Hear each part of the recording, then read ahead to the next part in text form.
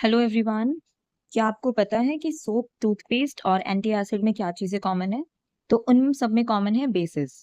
तो आज हम इस वीडियो में केमिकल प्रॉपर्टीज ऑफ बेसिस के बारे में पढ़ेंगे और रियल लाइफ एग्जांपल की मदद से समझेंगे। तो चलिए शुरू करते हैं।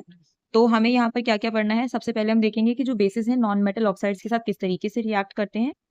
बेसिस और एसिड्स में जो रिएक्शन होती है उसको हम क्या बोलते हैं, किस तरीके से ये काम आती है, और न्यूट्रलाइजेशन रिएक्शन हमारे डेली लाइफ में कहाँ काम आती है और कैसे। तो इन सब के बारे में आज हम पढ़ेंगे। तो सबसे फर्स्ट हम देखते हैं reaction of basis with non metal oxides. तो देखिए, जैसे कि आप लोगों को पता है बेसिस में क्या होता है। बेसिस में होता है हमारा हाइड्रोक्साइड आयन। तो यानी कि हम कोई एक बेस लेंगे, जैसे मैंने लिया यहाँ पर कैल्शियम हाइड्रोक्साइड। उसमें एक नॉन मेटल ऑक्साइड को हम डाल देंगे। तो नॉन मेटल ऑक्साइड के लिए आप यहाँ पर कार्बन डाइऑक्साइड, सल्फर डाइऑक्साइड कुछ भी यूज कर सकते हैं। तो हमने फर्स्ट रिएक्शन में क्या किया है, कैल्शियम हाइड्रोक्साइड को रिएक्ट करवाया है कार्बन डाइऑक्साइड से। तो अब यहाँ पर देखिए क्या होगा, जब भी कोई बेस नॉन मेटल के साथ रिएक्ट करता है तो वहां पर एक तो सॉल्ट बनेगा और वाटर एमर्ज आउट हो जाएगा एज एन बाय प्रोडक्ट। तो यहाँ पर जैसे सॉल्ट है वो मेटल का कैसे, जैसे कि हमें पता है बेस है। अब बेस में जैसे अगर मैं यहीं पर बात करती हूँ कैल्शियम हाइड्रोक्साइड की, तो इसमें क्या है, कैल्शियम का 2+ आयन है और हाइड्रोक्साइड का माइनस आयन है। जैसे कि हम लोगों को पता है कैल्शियम क्या है, कैल्शियम तो एक मेटल है। तो इसलिए यहाँ पर जो सॉल्ट बनता है वो होता है हमारा मेटेलिक सॉल्ट। तो यहाँ हम देखते हैं, जैसे हमने लिया है कैल्शियम हाइड्रोक्साइड और कार्बन डाइऑक्साइड। ये चीज अगर आपको याद होगी तो मैंने लास्ट वीडियो में जब हम केमिकल प्रॉपर्टीज ऑफ एसिड्स के बारे में पढ़ रहे थे तो मैंने बताया था कि अगर कहीं पर कार्बन डाइऑक्साइड प्रेजेंट होती है तो वहां पर कार्बोनेट बनता है, या कार्बोनेट होता है तो उसके डिकम्पोजिशन के बाद वहां पर कार्बन डाइऑक्साइड बनती है। तो यहाँ पर हमें क्या दिया है, जैसे कैल्शियम हाइड्रोक्साइड है, कार्बन डाइऑक्साइड है, तो ऑब्वियस है कैल्शियम मेटल है। और जहां कार्बन डाइऑक्साइड है तो वहां कार्बोनेट बनेगा। तो यहाँ पर हमारा जो बाय प्रोडक्ट बनेगा वो क्या बनेगा, कैल्शियम कार्बोनेट। तो ये कैसे बना है हमारा, कैल्शियम की वैलेंसी 2+ होती है और कार्बोनेट की होती है 2-। तो ये 2 से 2 कैंसिल होकर इसका फॉर्मूला बन जाएगा CaCO3। ठीक है। तो अब हम इसका एक दूसरा एग्जांपल देखते हैं। जैसे मैंने एक बेस लिया है, यहाँ पर स्ट्रॉन्ग बेस ले लिया है मैंने, सोडियम हाइड्रोक्साइड। उसमें मैंने डाला सल्फर डाइऑक्साइड। तो अब सोडियम है और सल्फेट है, तो यहाँ से बन जाएगा Na2SO3, सोडियम सल्फाइड, और वाटर इवाप यहाँ से निकल जाएगा। ठीक है। तो यहाँ से बेसिकली हम लोगों ने क्या देखा कि जब बेसिस नॉन मेटल ऑक्साइड्स के साथ रिएक्ट करते हैं तो दो चीजें बनती है, एक सॉल्ट बनेगा और एक वाटर बनेगा। तो अब हम देखते हैं हमारी नेक्स्ट रिएक्शन जो आप लोगों ने एसिड्स में भी पढ़ी है। तो इसमें क्या है, reaction of basis with acid, यानी कि एसिड और बेस। जब एसिड और बेस आपस में मिलते हैं तो क्या बनता है, मेटल का सॉल्ट और वाटर। अब देखो इसमें ना न्यूट्रलाइजेशन रिएक्शन क्यों कहते हैं इसको। बेसिकली न्यूट्रलाइजेशन रिएक्शन क्या होती है, जब एक एसिड किसी बेस के साथ रिएक्ट करता है तो वो हमेशा सॉल्ट और वाटर ही फॉर्म करता है, इसको हम बोलते हैं न्यूट्रलाइजेशन रिएक्शन। इसका मतलब क्या है, जैसे आपके पास देखो एक एसिड है, जैसे मैंने लिया है HCl एसिड है, जैसे यहाँ पर लिखा भी है HCl एसिड है, NaOH उसका बेस है। अब जैसे हमें पता है यहाँ पर अगर आप इसे स्प्लिट करोगे तो H+ है और Cl- है। और अगर हम सोडियम हाइड्रोक्साइड को स्प्लिट करते हैं तो हमारे पास क्या है, Na के प्लस आयन है और हाइड्रोजन के माइनस। तो यहाँ से जो H+ है और OH- है ये क्या करेगा, वाटर बना देगा, और Na और Cl मिलके हमारा सॉल्ट क्रिएट कर देंगे, यानी कि हमारा NaCl। ठीक है। तो अब यहाँ पर हमारे पास क्या बना है, हमारे पास जो सॉल्ट बना है वो बनेगा हमारा NaCl।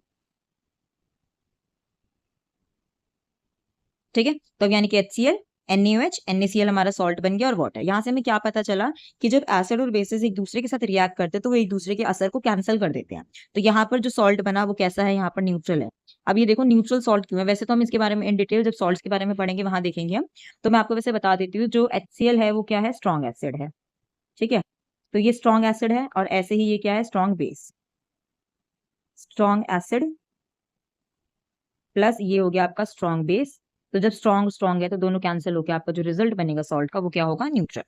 तो अब हम देखते हैं यहाँ पर कि जो न्यूट्रलाइजेशन रिएक्शन हमारे डेली लाइफ में कहाँ काम आती है। मतलब कि अगर एसिड ज्यादा है तो आप उसे न्यूट्रल करने के लिए बेस का कहाँ इस्तेमाल करते हैं, या फिर अगर आपके पास कहीं पर बेस आता है तो आप उसको न्यूट्रलाइज करने के लिए एसिड कैसे यूज करेंगे। ठीक है। तो हम देखते हैं, देखो जैसे हम क्या होता है, व्हेन वी ईट स्वीट, जब हम लोग ज्यादा मीठा खा लेते हैं तो शुगर मॉलिक्यूल ना हमारे दांतों पे चिपक जाता है। अब आपको पता है जो हमारे टीथ हैं उसमें कैल्शियम तो होता है, और वो फिर क्या करते हैं, कैल्शियम के साथ मिक्स हो जाता है और जो हमारी अपर लेयर है टीथ की उसको क्या कर देता है, डैमेज कर देता है। ठीक है। तो अब यहाँ से क्या होगा, इसके साथ रिएक्ट करके हमारी जो अपर लेयर है उसको वो क्या कर रहा है, डैमेज कर रहा है। तो इससे क्या हुआ, इससे होगा हमारा टूथ डिके। टूथ डिके का मतलब क्या है कि हमारे दांत सड़ जाएंगे। अब इसको हम न्यूट्रल करने के लिए, ये कैसे हुआ, डैमेज जो हुआ ना, डैमेज इसलिए हुआ क्योंकि अब हमारे दांतों के अंदर उसने क्या किया, एसिड बनाना शुरू कर दिया। अब इस एसिड के असर को खत्म करने के लिए हमें क्या चाहिए, बेस चाहिए। तो इसलिए हम डेली क्या यूज करते हैं, इसलिए हम डेली यूज करते हैं टूथपेस्ट। क्योंकि टूथपेस्ट जो होता है वो हमारा बेसिक नेचर का होता है, और जब हमारे पास ऑलरेडी माउथ के अंदर एसिड है तो बेस जब मिल जाएगा तो उसके असर को वो खत्म कर देगा। ठीक है, तो अब हम देखते हैं नंबर 2, न्यूट्रलाइजेशन रिएक्शन हमारी डेली लाइफ में कहाँ काम आती है। तो जैसे आप हमें पता है हमारी जो स्टमक है, स्टमक में गैस्ट्रिक जूस HCl को प्रोड्यूस करता है, मतलब बेसिकली हमारे स्टमक में क्या होता है, एसिड। तो जब हम बहुत ज्यादा स्पाइसी या ऑयली फूड खा लेते हैं ना तो हमें एसिडिटी हो जाती है।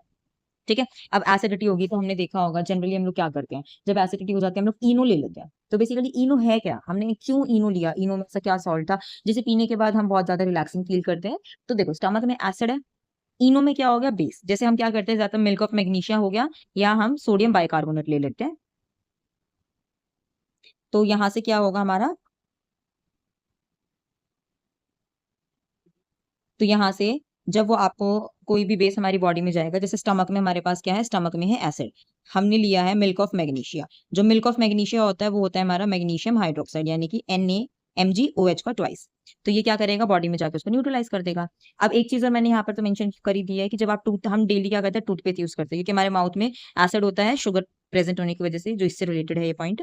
तो हम टूथपेस्ट यूज करते हैं, टूथपेस्ट क्या है, हमारी बेस है। तो बेस होने की वजह से हमारा माउथ जो है न्यूट्रलाइज हो जाता है। तो आज हमने क्या देखा, आज हमने देखा कि जो बेसिस है वो किस तरीके की केमिकल प्रॉपर्टीज देता है, नॉन मेटल ऑक्साइड्स के साथ क्या बनाता है या एसिड के साथ, और जो न्यूट्रलाइजेशन रिएक्शन है हमारी डेली लाइफ में हमारे कहाँ काम आती है। तो आई होप आपको ये सारी चीजें समझ में आई होंगी। अगर आपको किसी भी चीज को लेकर कोई डाउट है तो आप कमेंट सेक्शन में मुझसे पूछ सकते हैं। और एक बात मैं आपको याद दिलाना चाहूंगी कि आपको नोट्स PDF का जो लिंक है वो डिस्क्रिप्शन बॉक्स में मिल जाएगा, तो आप वहां से जाके फ्री नोट्स डाउनलोड करके पढ़ सकते हैं। तो अब हम नेक्स्ट वीडियो में मिलते हैं नेक्स्ट टॉपिक के साथ।